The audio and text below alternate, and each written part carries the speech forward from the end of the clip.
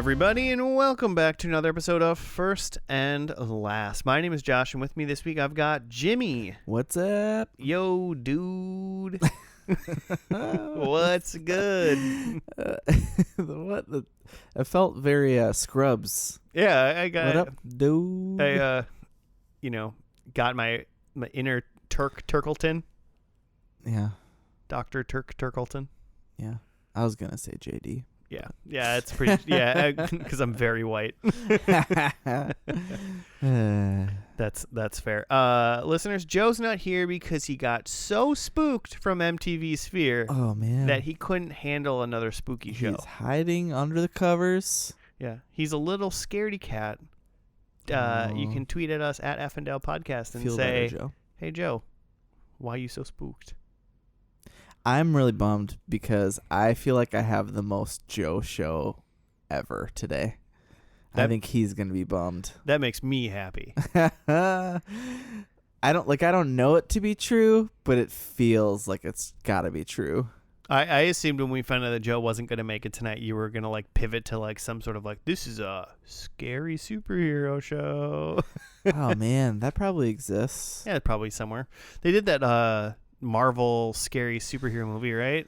Like that X-Men scary movie or whatever. Oh, the New Mutants was terrible. It was as bad as the critics said. Had the girl from Game of Thrones in it. Yeah.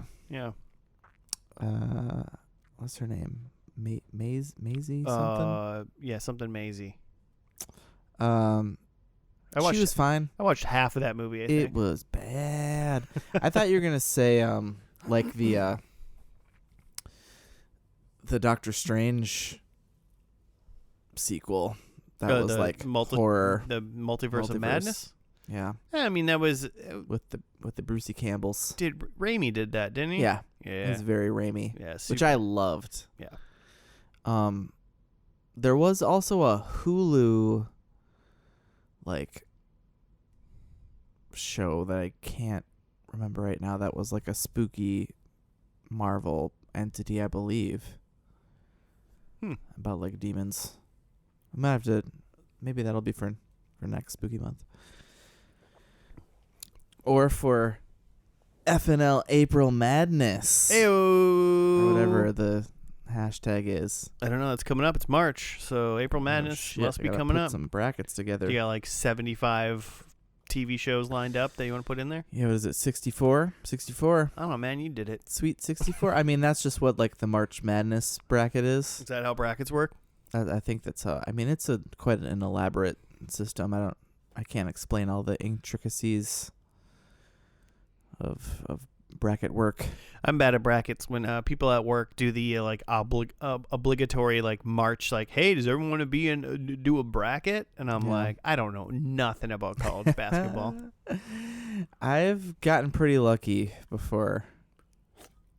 Just putting KU out there. Yeah, I mean, I generally either just do whatever or you're looking at to break the fourth wall, Jimmy. My cat she's trying to open the drawer. Oh, okay. Yeah, there's some interesting footwork happening from this cat. Yeah, there's a drawer on my coffee table where we record, and the cat, and she's silly, and she doesn't know how. She understands that things can open, but she doesn't understand how that works. Also, she is a cat and doesn't have thumbs or the strength to open the door. Yeah. But she knows she can. It opens, so she tries to. But she's really bad at it. Her favorite toy in the world is in that drawer, and so we have to keep it because it's a wire toy. Oh, and so we have to keep it locked up, or else she'll kill herself with it if we don't pay attention. So she's only allowed to play with it under supervision.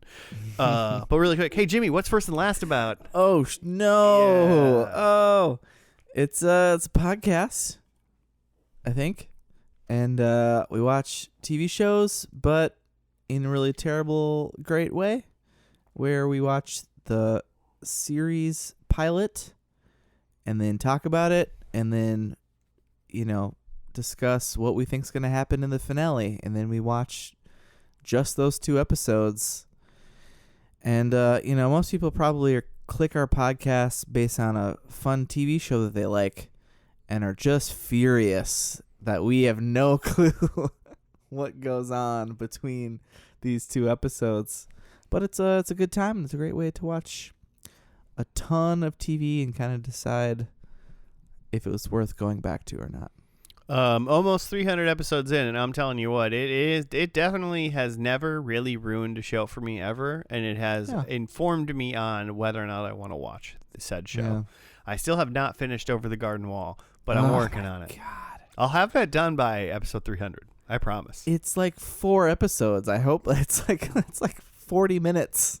It's very. That's not true. But it's under 2 hours total. It's under 2 hours. Yeah, You've watched way more TV than 2 hours since. I mean, yeah, I watched all of Spooky Resident Evil that we did 2 weeks ago on the podcast already. You watched that shit. That's the thing. You watched that shit, but not an amazing show like Over the Garden Wall. Yeah, but see, the reason why that is because I turned it on like while I was working, and I didn't pay attention. I like paid attention to it, but I was working. But like Over the Garden Wall, you want to actually watch that. Even though it's only 11-minute episodes, it demands my attention because it's actually good. That's true. I'm on like episode 3 or 4. I'm slowly doing it. Good Lord. Just crawling through the shortest show of all time. Yeah, I know. I'm deep into season 9 of The Walking Dead of 11. And let me tell you, that has become terrible. Yikes. Ugh, it just jumped the shark so long ago. It's not amazing. There's like good moments, but man, they get fewer and farther between. I mean, I think the overall plot sometimes in like the season, it's like the arcs are like, why, you know? And I'll just throw out there, spoiler, that Carl died, and I thought that was going to be my favorite episode dying of all time. I fucking hate Carl. He's so obnoxious. Did you like the episode where he got his like hand chopped off or whatever? Hand chopped off? He got his eyeball. Was it his eyeball shot out? I thought he got his hand chopped off too. Lots of people get hands chopped, but not him. You know what's funny is I've also been reading the graphic novels, and Rick gets his hand chopped off, but not in the TV show. Andrew Lincoln wasn't having it. He didn't want any. Lots of other people get limbs chopped. Some people die similarly that they do in the comic, but most people, they're like, they're not working, kill them. Or they're too good to kill off when the comic said to. Fair enough. Well, what do you got for us today? We have a little show from 1991 to 1992, only one season. Quality. Sounds like quality. It floored me when I saw that it was only one season, because I really for sure thought that it was more. 18 aired episodes originally, and then it got picked up. It got picked up and aired a million times. It's Eerie, Indiana. Remember this show? Yeah. It was only one season, but they aired it so much after that because it got good reviews. That it really felt like it went on for a lot longer than that. Is it, man, is this like it's a kid show sort of, right? It's the kid. So here, I'll just read the description. Teenage weirdness investigator Marshall Teller adventures through his new small town home with his friends geeky Simon Holmes and a mysterious Dash X. And it's the kid from Hocus Pocus. Oh, okay. He was like, wait. Yeah. Who's like the human he's the virgin who lights the candle. And I'll also say kind of the big deal of it is that it was directed, or like several episodes were directed by Joe Dante, who did Gremlins. And okay. He did The Burbs, the Tom Hanks kind of creepy movie. If you haven't seen it, it's phenomenal. The Burbs is great. And he did Small Soldiers. Oh, like the toy thing? Yeah, okay. Yeah. I loved that movie in 1998 or whatever. So they like hired like a big time guy, and it like feels like it's got some movie like depth I to can it. I can picture the very first, like the intro sequence of like he's like on a bike or just going through Eerie, Indiana, and I know it goes into like the town sign like Eerie, Indiana, and then the population is like has like 666 in it somewhere, Probably because it's right. The devil's number. Yeah. It's like 16,664. And so is this? Gosh, I've seen some of these for sure way back when. Mm-hmm. It's like the kid. I don't remember. I don't know how it starts. Is the kid like there? Do they just move there or something like that? You know. It makes sense. It's like, what's this kid's family moves to Eerie, Indiana, and then he starts noticing like one episode like, weird stuff. Is this guy a dog man, or is this the garbage gonna be some Monster of the Week stuff? Is the garbage person a cannibal? Like what's going on? I feel like it's like that the whole show is gonna be Monster of the Week essentially, right? I assume it's very episodic. So it originally aired on NBC. I remember it after that when it got picked up by Fox Kids. Oh yeah, and they just ran the hell out of it. So we'll have to figure out, because I think in the way that it's like episodic, like, you know, more like TV more so used to be. Yeah. It was just like it'll just get run in whatever episode the network chooses. So like I don't know that there's gonna be a real like beginning and end whatsoever. Yeah. And the final, from what I noticed, like from where we have to stream this from, the episodes don't seem to be in any sort of order at all. Okay. So we'll have to look into that a little bit. But what's the main character's name? Marshall Teller? Yeah. Okay. Marshall Teller moves to Eerie, Indiana. I'm just telling you what the first episode is about. We haven't done this in a while, so I'll just walk everybody through what happens. Marshall Teller moves to Eerie, Indiana. He, moves in on like a weekend day. He sees like some weird stuff. Like some of his neighbors are weird. Sure. I'm gonna say he sees like a wolf person or like a very hairy man. A hairy man. Hairy wolf man. And he's like, that's kind of weird. He goes to school. He meets like one boy and one girl that are now becoming that will now join his entourage of ghoul hunters potentially. Yeah. Then he's like, your town's weird, and they're like, we think so too, but no one else believes us. And then every episode after that will be them essentially investigating something odd that happens. Yeah. First episode, it will be one of the teachers is like maybe an alien. Okay. Right off the bat. So, yeah.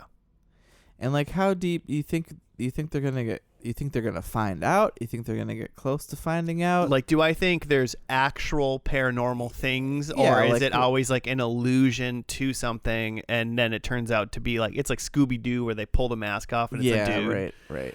These meddling kids.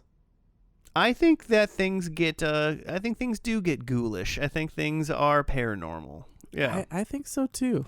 I think things get a little X-Files. Get a little David Lynch. Weird. Yeah, I mean, in the X-Files, the existence of aliens was essentially proven in the very first episode. In the very first episode? Yeah. Man, it might be time to watch X-Files again. It's always time to watch X-Files, Jimmy. That's also a grind. Oh, man. But that's so good. It's a joy. It is for several seasons. And then once Mulder leaves, and then the T-1000 comes as the surrogate.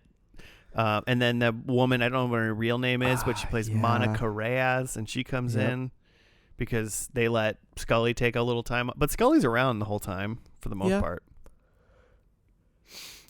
So, all right. Well, the first episode aired on September 15th, 1991, and it's called Forever Ware. Ware. Yep. So let's watch that. See how spooked we can get. See how jealous Joe can get. Hey. And we'll be back after that.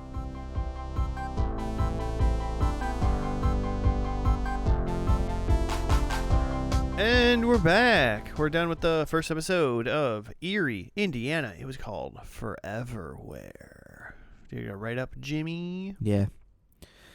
Marshall's mother, Marilyn, attends a neighborhood party of Foreverware, Tupperware-style plastic containers that can keep anything fresh, and Marshall discovers that this extends to human life. That doesn't sound as spooky. I honestly don't think any of this was a bad thing. I think that we'll get into it, but I feel like Marshall ruined his mom's just like immortality. Yeah, just an amazing scenario. So I mean, really, we met the Teller family. Mm-hmm. Marshall, Cindy the sister, Marilyn the mom, Dad the dad. And the dad, whose name I can't remember. It's probably like Tom or something. Yeah, it's nothing special. And then Marshall has a friend named Simon, who is like years younger than him because he's a tiny little boy. Presumably. I mean, kids have growth spurts and stuff. Marshall did at some point tell Simon, "You're just a kid. I'm going to do this," something like that. So okay. Simon's a little bit younger for sure. But then some lady named, I believe her name was Betty. Yeah. Betty comes over with her Betty Wilson. her two little Kim Jong-un twins. Oh God. They both looked like miniature rulers of North Korea. I'm just saying. They had a look about them. They had the look. She comes over and she's like, "I sell Tupperware. It's called Foreverware. You should come to the Tupperware party. It's amazing." Like, yeah. It's like, this is your first interaction with this woman in the neighborhood. You're gonna try to sell her shit. yeah, she's like All right. like the Avon lady or something like that. The Mary Kay. Yeah, it's the MLMs at the peak. Yeah, that's what eerie. It's what eerie about Indiana right here. The MLMs. Yeah. Crazy.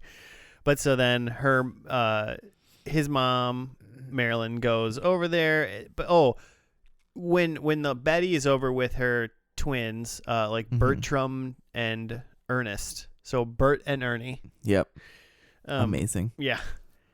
One of the twins slips him a note, and it's Marshall is his name. Yeah, it slips Marshall a note. It just says yearbook 1964. So he looks it up, and he sees the twins in there, right? Yeah. Him and Simon are combing the things from the library and finds the twins. And it's like, oh, well, the twin. And Simon's like, they've been in 7th grade for 30 years. Yeah. And, it's like, then they both go, that means they're 30-something. I'm like, fuck you. Yeah, we're all 30-something, Simon. Shut up. And so then that's obviously some sort of cry for help. Yeah. And his mom, Marshall's mom, is about to go over to Betty's house for like a Tupperware party and like sign up for Foreverware. And then through all this, we discover that the twins get tucked in. Their bed is just giant Tupperware. Giant Tupperware, because it keeps them fresh forever. And the mom's bed's also Tupperware. Yep. And so they get tucked into Tupperware at night, and that just keeps them the exact same age.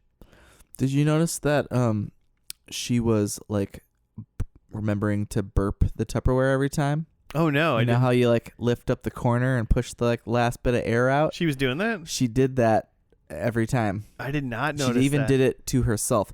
Which, how is she closing her own Tupperware thing? These kids can't get out themselves. Her Tupperware thing had a handle on the inside.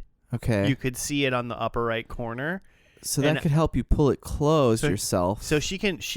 So that means that she could close it herself. There's no reason why the kids couldn't it open. Open it themselves. Yeah, that's what I'm getting. But at. they wouldn't be able to close it again because they didn't have the handle. Yeah, sure. All right. So maybe they didn't want to get mommy mad at them, so they never opened it because they could never close it again. She also said at the beginning something important that like, as long as the seal like keeps, like the vacuum seal that it will keep it fresh, but like once it's opened, like it expedites the like aging process. Okay. So I think that was the deal. So she gives them a bologna sandwich that she says has been in there since like the Carter administration or whatever. It's been in there a long time. Oh, and that's why it got crazy moldy at the end. Yep. Got it. So the bologna sandwich at the end, like Marshall and Simon are inspecting it, and they're like, "Oh, it smells like a bologna sandwich." And they go to eat it, and then they're like, "Nah," and they put it back in, but it's not closed all the way, and so then it's just a wet, moldy green thing, which he puts in his tags with his evidence and puts it in his big old. We didn't say this at the beginning. He opens up this padlocked like cupboard and like roll top like open desk thing that's full of fun looking like, I don't know, investigator shit. Yeah, he's got like a wall of weird, but yeah, little cabinet sort of thing. Yeah, but he. This is so weird.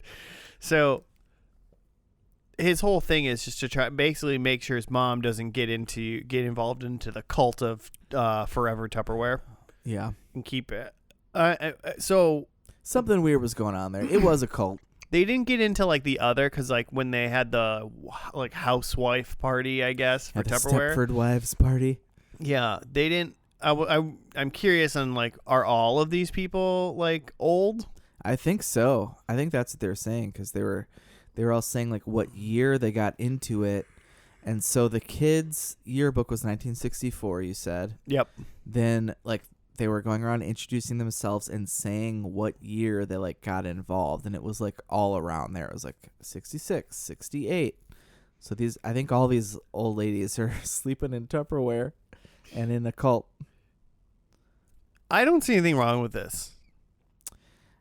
I mean, if you had given, like, I wouldn't want pretty weird. I wouldn't want to be in 7th grade for 30 years. Yeah, but like right now, maybe he thought mom's gonna go crazy and make me sleep in Tupperware and be in the same grade. But like right now, if they were like, yeah, if you sleep in this Tupperware bed every single night and you just stay your age. Because presumably, in my mind, that means it's like whatever my health is currently. Yeah. Like I'm like, you're not gonna stay young and then develop cancer as well. You're just gonna be this age in this health. I'll be like, well, I'm not gonna get any better, so I might as well just sleep in a Tupperware. And then what happened at the end is, Marshall let them the twins out at night, and then they went and like forcefully ejected their mom. Yeah. From the Tupperware. So the twins aged to like being like middle-aged men then, like in their late 30s.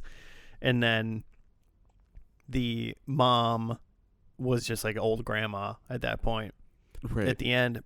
So if you just had to sleep in a Tupperware bed, and if you missed a night, you just would age to wherever you should naturally be, is basically what happened. Sure. I think I'd do it. I think it's fine. Here's the thing. She presumably was outside of that thing like all day long every day. Yeah. Why did them releasing her because the nighttime this time it's like a Tupperware vampire, right? Like you got to sleep in your coffin at night to regenerate, and she didn't sleep in her Tupperware coffin, so she didn't regenerate. Okay. And you miss one night for whatever reason, you turn old again. Missing one night's a pretty harsh thing, but yeah. What's the worst that can happen? You try to do it for a year and you mess up, and then all of a sudden you age a year and a night. I mean that like month would suck. Getting used to being 1 year older. All of a sudden. Mess with you. I think the whole thing is that they were real creepy. I mean, they were dressed like it was still the 50s. They were legitimately like Stepford wiving it. Yeah, everything about something was weird about it. Everything about how they presented it and what they were doing, like the Stepford wivey thing, and like being like way too happy. Yeah. And stuff. That was all weird. If you're gonna do this, if you're gonna do the Tupperware age forever thing, you gotta like update yourself with the times. You can't just also like dress and act like it's still the 50s. Well, yeah, because you're also just like People are going to sticking out. notice that. Well, apparently no one really cared. It's eerie, Yeah. See? So they're maybe in the perfect town. Also, they said, I mean, and she dropped this. Betty dropped this right away too. That her late husband was the inventor of this. Yep. So like forever ago, and then the twins let Marshall know once he like figured it out and got in there that she's been like this ever since he died. That she kind of cracked and put them all. That's when she put them all in the Tupperware to make them last forever, so that they would never die. So I mean, nothing else would change. That's just sad then, because it's sad. It's just trauma based now. And she was like, "I lost my husband. I don't want to lose my baby boys." So then she, or die. So then she preserved them all. You know, all the best wackos have some pretty intense trauma. Yeah. Yeah, they do. So, yeah, interesting. Good times. It wasn't like as spooky as I was hoping. It was in that first episode, but it was eerie. It was eerie, right? Yeah. Eerie's a fun word. Stepford Wives is eerie. That's basically what this was. It's like what's really going on like here, like a Stepford wife with a twist. Yeah. With a Tupperware twist. Yeah. But so here's the deal. I'm getting in this Tupperware. If someone was like, I have a Tupperware coffin bed for you, start sleeping in this thing. Don't miss a night. Yeah. The problem with that is, I suppose, is like you can't travel, right? Unless you like start doing. You got to bring your Tupperware bed everywhere. You could do like #van life and then put the Tupperware bed in the van. People do love their van life. Would you van life to live forever, Jimmy? That's a pretty solid trade-off. I don't know. There's still like a lot of places you can't go to then, Europe? Yeah. Yeah, for instance. Good. I mean, for as little as I've gone to Europe in my life. You're good. Like, the one time. Maybe you could like take a boat to Europe. And just do a Dracul thing and just take a boat to Europe. Like, can I bring my Tupperware coffin with me? Yeah, I mean, if you want to live dangerously. I don't want to live dangerously, Jimmy. I want to live forever. Right, which I think, that's what starts to you get in your head about it. You're like, okay, I'm never going to leave Eerie, because what if like some stupid kid cracks open my Tupperware in the middle of the night? Well, don't be like an insane person that dresses like it's the 1950s 30 years after it and like walk around and be so obvious about you being a wacko. I mean, I think if you're if you're going to be a wacko, don't be so obvious about it. Just don't be an obvious wacko. That's the lesson here. If you're going to be a wacko, maybe a serial killer, whatever you're into, don't be so obvious about it. I don't know why we went to serial killer all of a sudden, but I'm just saying, what's the difference? I'm gonna buy a house or whatever, have my Tupperware coffin, sleep in it, live there for 10, 15 years or however long I want, and then be like, cool, people are probably noticing that I look real good for how old they might think I am. Sure. I should probably move to the next state, Sure. 50 you could live in all 50 states with your Tupperware bed. You could #van life sometimes. Do that. I feel like at a certain point you have to get off the grid, or because you got to have like someone's from the state's going to notice that your license says you're 125 years old. Yeah, that is an issue, right? You got to create some different identities. I've never looked into it, but I think it's probably less hard than it needs to be develop if you're a fake identity. driving a van around, you got to have a driver's license. You just don't need to get pulled over. Well, again, you're just if that insinuates that you're okay to just like take a chance, but if you're the kind of person who's gonna try to live forever in a Tupperware, you ain't a person who takes chances. Living forever in a Tupperware is kind of a big gamble in my mind. Sure. And also, once the world like goes to complete hell, once the apocalypse hits and or whatever, and you're like super, you're like, that not right now? We haven't hit the apocalypse currently, but you're like, oh man, if I looked at the clock, I look like I'm 35 or whatever, but really I'm supposed to be like 88 years old. Yeah. And like the bombs are going off now. Just like, well, I guess I'll just skip the Tupperware one night and that life will be over soon enough. The end. Yeah. I guess. I'm just saying I'm team Tupperware. All right. Are you not gonna? I'm nervous. You don't know about it. You're just gonna live a normal human life. I presumably all these laters were normal at one point.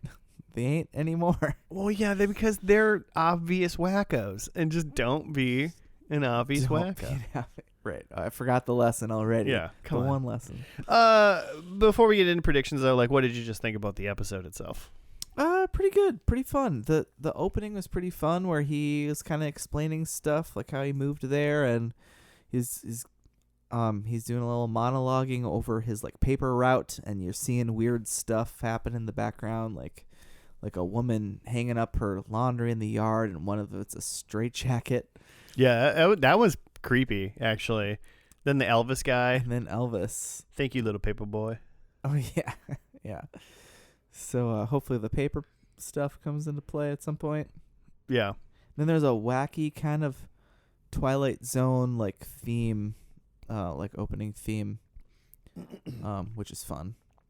Yeah, this is what the show kind of it feels like, right? It's like a Twilight Zone, or like the thing that's not the Twilight Zone, the Outer Limits. That's what I'm talking about. It's like that all for that, it's all like that stuff. It's like that for kids. Yeah. But this isn't like a dumb. It's not like it's not too bad of like a dumbed down kids show though. It seems like it's like good. It's kind of well made. Yeah. I would agree. Even the like first scene where we're introduced to the family. Yeah. It felt very Twin Peaks of like just the way the scene was shot. Yeah, it's got like good atmosphere especially for like a kids show. Yeah. It's pretty creepy. Well, I like it. Yeah. It's good. It's good. Should we just do predictions now? Or how do we? Yeah, I guess so. Well, before you do that, else. can you explain how we're going to watch or what episode we're going to watch next for the last one? Oh, yeah. Okay, so this season is 19 episodes that were filmed, but the 19th episode wasn't aired until it was syndicated and picked up by Fox. So we're going to watch the last episode that was actually aired in the original run. Okay. So if you're watching this on the streamings, know that some things are out of order. But we're watching it on Freevee, and the episode we are watching is the last episode in the order that Freevee presents it.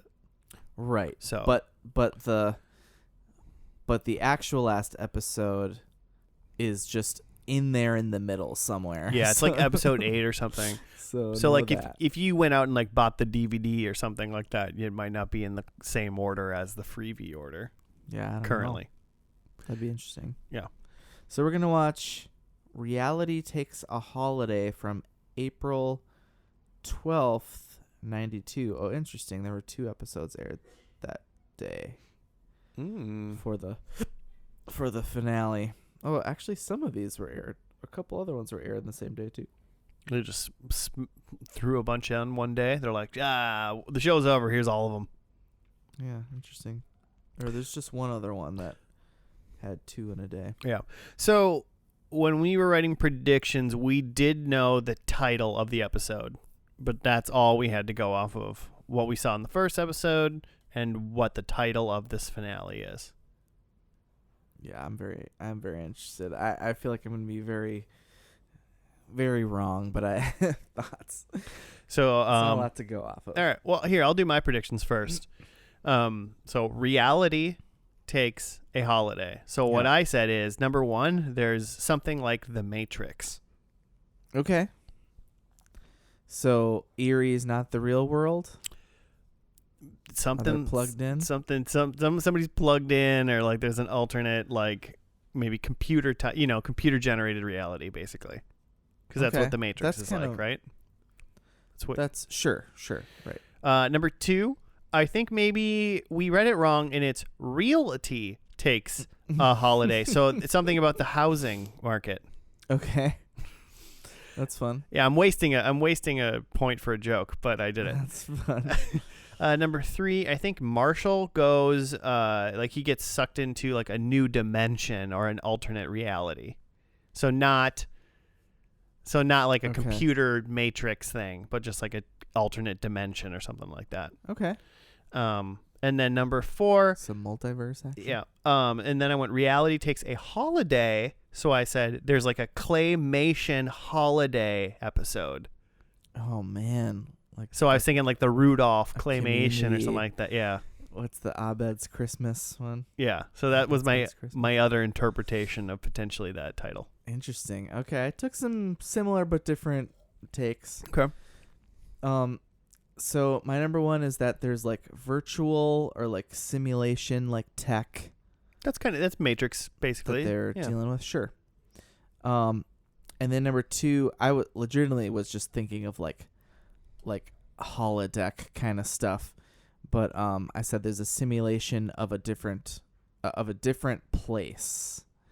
And I don't know why in my brain, but when I think of like holodecks and stuff, I think of like Western town. But I just said like a different place, so like they're in a simulation of a place that's not Eerie. When I think of holodecks, I always think of like Sherlock Holmes and Professor Moriarty, because that's like Data always like did those like Sherlock Holmes ones. Yep, that's what I think about when I think of holodecks. Nice. Then my number 3 was that someone is trapped in a game, like Tron style. I went Jumanji when you just said that. Well, hey, that's a different reality.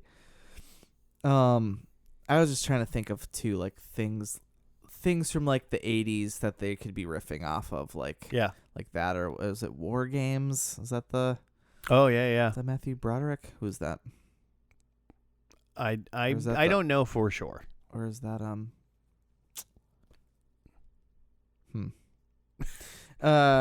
anyway, where there's some they're doing some game stuff. And then number 4, I just said LARPing. Maybe Dungeons and Dragons. Okay. I don't know. War Games is Matthew Broderick, by the way. Nice. Nailed it. All right. So will we see LARPing? We'll find out. So reality, once again, reality takes a holiday. We're going to watch that final episode-ish, I guess, of Eerie, Indiana. It's final one to us. We're going to watch that, and we'll be back after we are spooked. Hopefully.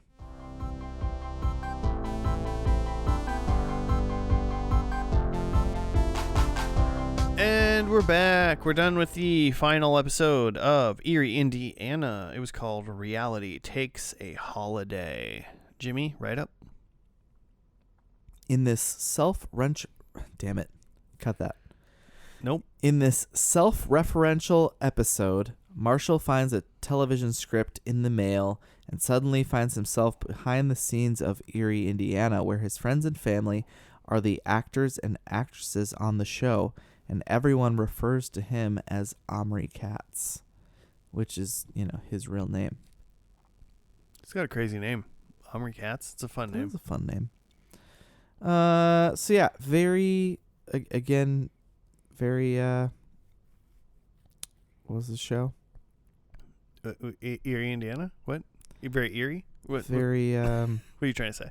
Outsiders? Not Outsiders. The other one. Outer Limits? Outer Limits. But also not that one.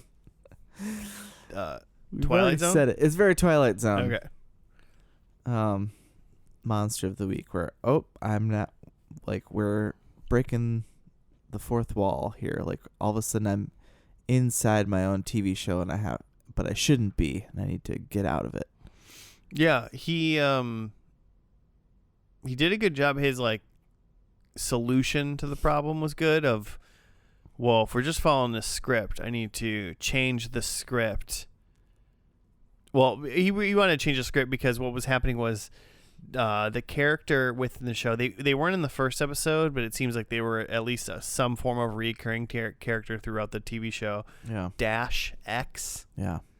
James Marsden. No, not James Marsden. Different. Joseph Marsden. James Marsden's Cyclops from the X-Files. Oh yeah.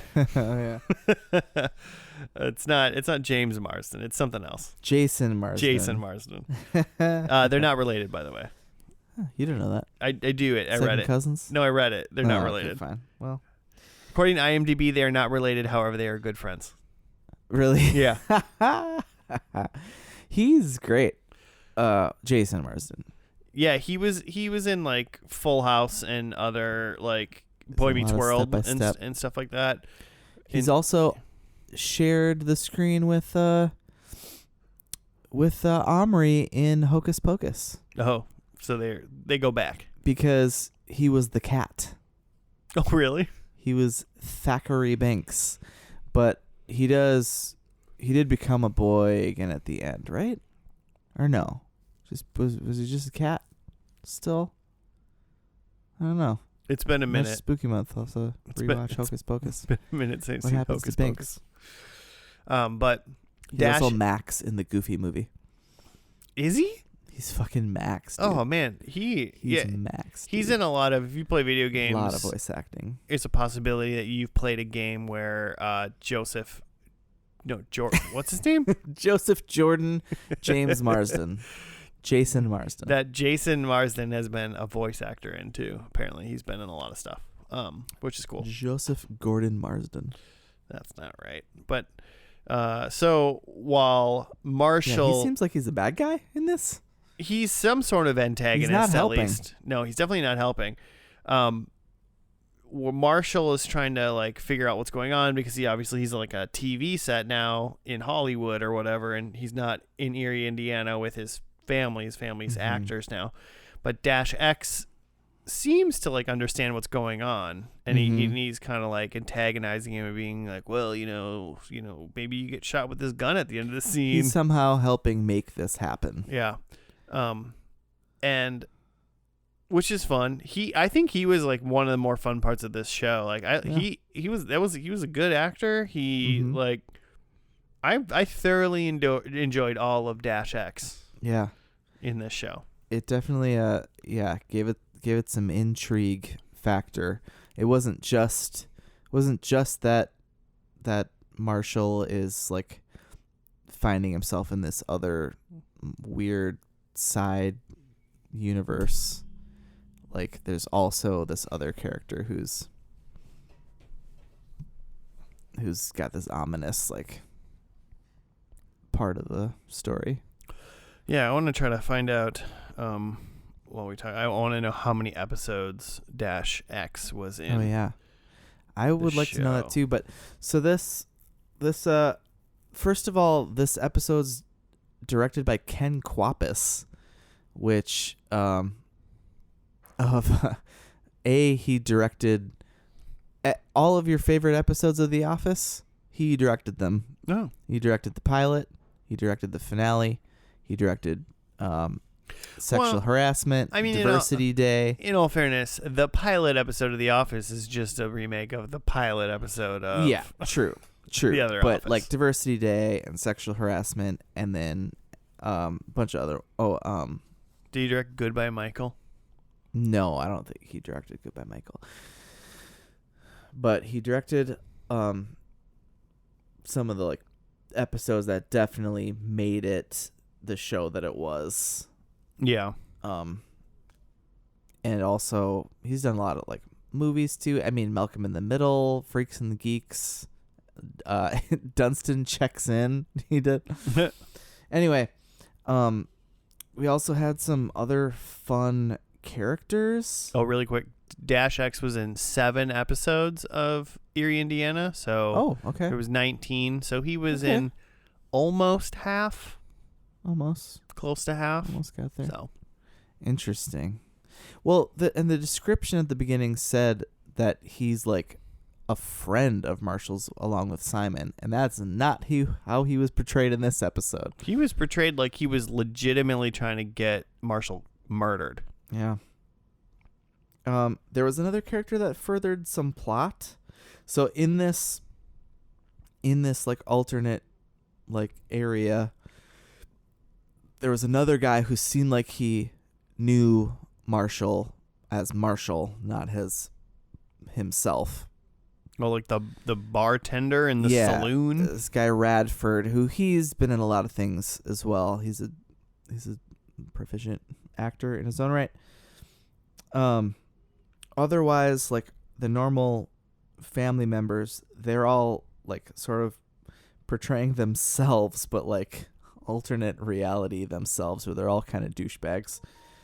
And then we have the prop man, who is Juliet Harris, who is Teehee from Live and Let Die. Oh, you would know the James Bond characters, of course. He's a Bond villain in the very first Roger Moore James Bond. And then I'm pretty sure he gets eaten by an alligator. But then did you recognize the assistant director who was in just like towards the end of this? No. He was literally maybe had 2 lines and 2 shots. Was he in like stepping right in at for the director. like right at the end kind of thing when he was like, "Oh, come on." Yeah. He But was who like was it? getting the scene set up and Yeah. stuff. He's in Seven. He's an incredible actor. Leland Orser is He's his name. Kevin Spacey? Kevin? No. Ugh. It's still too fresh. Gwyneth Paltrow? No, he's the guy in Seven who, I don't even know if I could say it. He murders a woman by having sex with her because the guy makes that him guy. wear. Yeah, and What? he makes you feel every second of that scene. He's incredible. It's like one of the most messed up. Like, you remember this It's actor from this traumatizing. exact scenario? That is. Yeah, you'll never forget him once you see that scene. I know exactly who you're talking about now. I've seen him in a million other things, and he's incredible all the time. But that scene is just it's kind of iconic. And it's just very weird to see him as a 2-line actor in this 1991 kids show. What else? I mean, so the episode, I think it's a fun, I just liked the episode in general of him trying to figure it out. And then it was like the actors that played his family did a good job playing the actors that they were. Yeah, even Simon did good. Yeah, and it's fun that they were calling them by their actual real names that they were. And then there was a lot of like mom cleave. Oh man, yeah. Which is it's got to be like weird of like watching a kid show, then all of a sudden like mom's like hot. Yeah, it's like this is how you're gonna portray this actress in real life. She just like takes her like costume off and just wears this like bodice around. Is that the term? She had boobs were out. She had a sweet like clavicle scorpion tattoo. Oh yeah. Yeah, a little boob tat. It was above the boob. Yeah. So essentially, he's the fam. It starts off they're like eating brunch on Saturday. They're talking about some movie they want to see. Revenge of the Corn Critters, I think is what it was. And then he's like, "No, I don't want to see that." And then he goes out to like get the mail. Yeah, he's just like, "I'm not going. I'm gonna get the mail instead. You guys have fun." And then he pulls out. It's a script that says Eerie, Indiana, and he's reading it, and it just says all of the dialogue that they've just said. And then he goes back in, and the dad re-says his last line, and then he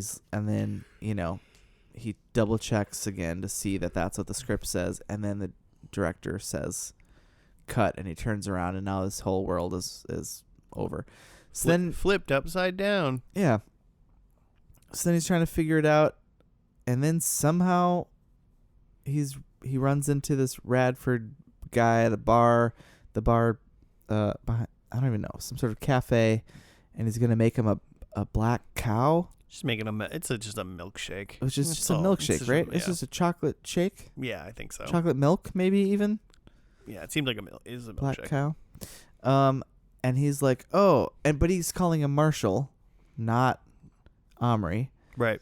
And so then he's like, let me check these pages and see what's up. He goes, like, wait, what? Sometimes when I'm confused, these papers just show up and they just tell me what to do. Yeah. But then they, try to skip ahead to see what happens, and they're all blank. So then that gives Marshall the idea to go find the writer, who on the script it says is Jose something. I already forgot. Jose Schaefer. Interesting. So then he runs to the set and looks around and finds some guy, and then they kick him, who kicks him out, but eventually gets back in there and types up some new ending pages, and he writes himself back into his own reality, I guess. Because the original script was like him getting like shot to death on his lawn or something like that. And so then instead he just rewrote the scene where when they're talking about the movie, he just goes, "Oh yeah, I'll go to the movie with you guys." Basically is all he did. And that somehow resets reality. Okay. End of show. Yeah. Great. But I like the Dash X running around, seeing the other characters being that. It's kind of like it kind of worked as like a finale in being a weird, like a little existential like that. It was fits in the silly kid kind of eerie like premise. I think this show is like if you want to be like reminiscent of kids shows, or maybe you have a child, it's like don't show them like Goosebumps, show them Eerie, Indiana. That's what I feel like I'm leaning towards now, having like rewatched some of this show. Yeah, for sure. It's teen Twilight Zone. Yeah, it's super like fun. It's like good. I think kids would like it. I don't think what we saw at least wasn't too spooky for really anybody. True. And it was entertaining enough for an adult to watch with a child. Yeah. Whereas 100%. Goosebumps is kind of like ugh, or like other school. Sure. Obviously, like Are You Afraid of the Dark's probably the king among all of these. Well, but even that can be a little some campiness. It's got that like it's weird because like Are You Afraid of the Dark, and I don't know if Goosebumps does, but Are You Afraid of the Dark, it's like you can tell it's one of those like, oh, this is one of those Canadian made shows from the 90s. Like it's true. weird, you can tell. And this one is doesn't have that like flair to it, but in a good way. Yeah. Absolutely. It doesn't feel like low budge.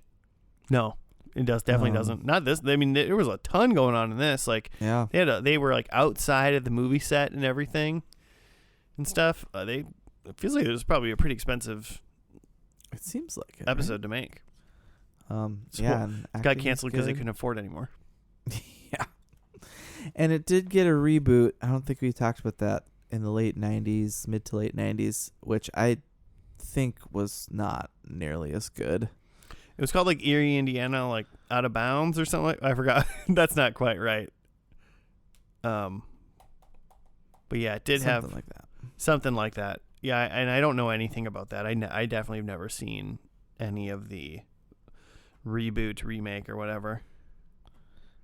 Eerie, Indiana. This is what happens when we don't have The Other Dimension, it was called. Out of Bounds, Other Dimension. I was close-ish.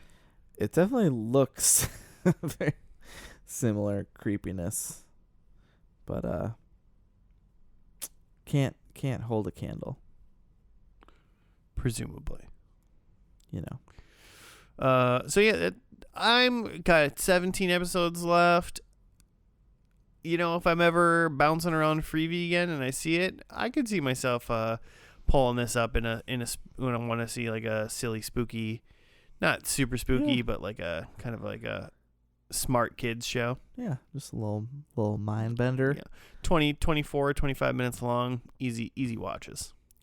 They were both like creative enough and like yeah, this is something that you could watch as an adult with your kid. It's like a Pixar, right? There's enough adult stuff in there that you don't hate yourself for watching this with your child. Right. Yeah. Teen Light Zone. Yeah. Exactly. Should we now see how bad we did in our predictions? God, it's gonna be so bad. I'll do mine first. Well, my first one is there was some sort of the Matrix was involved. So there was no sort of computer simulation, so that was not it. I thought maybe they meant the realty takes holiday, and so there was something about the housing market. That was also not true. I said Marshall goes to a new dimension. What do you think about that? I mean, I don't know. I don't know how else to explain what happened, but they didn't really explain what happened. So, like, I would give it a point. That's all that matters. But, like... Joe's not here to say no. Joe might not, I don't know. Well, he shouldn't have been so scared and showed up tonight. I'm taking that point. And then number 4, I said instead it was maybe a claymation holiday episode. And it was not a holiday episode of any sort. So yeah, I wonder what the where the titles come from, because everything in this show does seem very like pointed, like it's going back to some nostalgia thing. Like even the movie they're gonna see is just like a Gremlins, Children of the Corn like mashup title, which is fun. Revenge of the Corn Critters. So like reality takes a holiday must be. I wonder if they're like specifically kind of addressing Twilight Zone episodes or something. Okay, anyway, my number 1 is that there was going to be some sort of like tech, some sort of virtual / simulation tech. Nope. And then I thought basically everything else was wrapped around that. So I thought they were going to be in a simulation of a different place. They were in a different place. Don't really know what that was about. And I thought someone was trapped in a game. Not a game. Could be like Dash is playing a game. Dash X. You trying to get like a spear point over here? Yeah, maybe. And then I thought another possibility could be LARPing. A LARP reality. No, they're definitely not LARPing. No. I'll give you... Dash kind of was. Dash didn't know. I read up on Dash a little bit. Dash showed up in Eerie. When he showed up, he was a kid who didn't... he basically had amnesia. He didn't know who he was. Okay. And then he's got... Did you see he had like an X on his like wrist or on the back of his hand? Okay. I did not. Like one of his hands has That's like an why X on it or something. X. And so he like he decided his alias was like Dash X. That's all I really know. But so all right. He's That's his backstory. Yeah, I guess. But now he's some sort of reality bending wizard. Yes. So that's yes. So that's fun. I wouldn't allot you a real point, but I'd give you a spirit point. Great. So I'll take it. We don't know what those are worth yet, but we'll find out soon. Oh, okay. So this show was the Fox Kids version is the spin-off. The Disney Channel is where this was rerun for several years. Okay. Oh, and then the Fox. And Kids then the reboot thingy after that. Or whatever it was. Well, hey, that's going to do it for this spooky show on this spooky week of our spooky month of March. Spookamunch. I said that weird. Listeners, if you want to send us show suggestions or whatnot, you can at FNL Podcast on the Gmail, on the Twitter. If you are looking at stars, rate us some, because that'd be fun. But there's 2 more weeks of Spooky Month left, because March is a long one. So dig in. Get ready to get spooked. But it's going to do it for us today. Thank you for listening. We'll see you next week. Goodbye.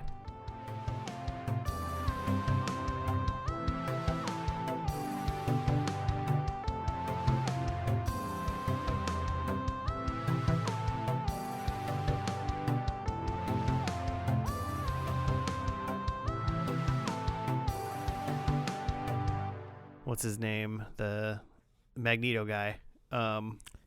Sir Ian McKellen. No, the young one. Oh.